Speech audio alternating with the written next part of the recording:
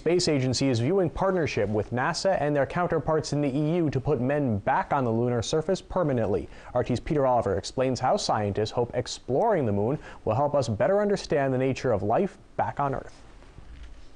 Roscosmos want to send, first off, 2 unmanned probes to the surface of our nearest celestial neighbour and take samples, bring them back to Earth so they can be studied and analysed with the hope, eventually, that we can set up a permanent base on the moon. Now, this all sounds very science fiction, but it could very soon be science fact. A moon base has been said that it could very well be a very good place to launch spacecraft from. It could also be a very good place to build spacecraft. Of course, the gravity of the moon much less than there is on Earth. We would get to see the effects that lessened gravity or zero gravity would have on a spacecraft, much more than we can ever simulate on Earth. Hopefully, lots of very exciting things that we can see coming up in the next few years. They're hoping these unmanned probes can be the first step towards perhaps man setting up a permanent home on the moon.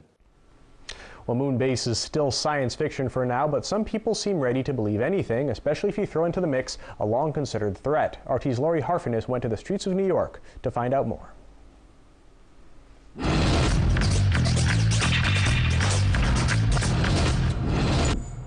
In the case of Iran's nuclear capabilities, people are quick to make judgments based on what they hear in the media. But are they actually listening to what's being said?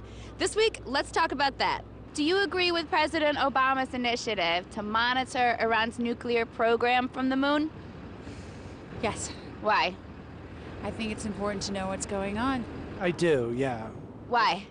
Well, just because of the threat to the world. What is the threat specifically?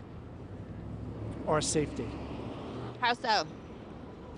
We can all die. Do you agree with his program? The moon? I think you're putting me on. You don't believe that? From the moon. Maybe from a satellite, but I think you're putting me on. Would you be surprised to know that a lot of people just say blindly that they agree with the program from the moon? Oh, that wouldn't surprise me at all. People not human, they're lemmings. Little furry things that like to jump off cliffs. Doesn't the media have a responsibility to guide the lemmings down a better path? No, lemmings should have their mind of their own, and they should be educated. I mean, people are watching TV, radio, internet, so it's, and if even if you are looking for some kind of disease, you find so many interpretations, so right. Which one is the right one? That's difficult, isn't it? Yeah, and people say, I saw it on the internet, so I believe it's absolutely right. True. Yeah, so it's very hard to find the right source. Most people just don't have the time, don't have the inclination, can't be bothered to get into it. Have you ever tried to have a meaningful discussion with someone about politics? I try every day. It's pretty bad.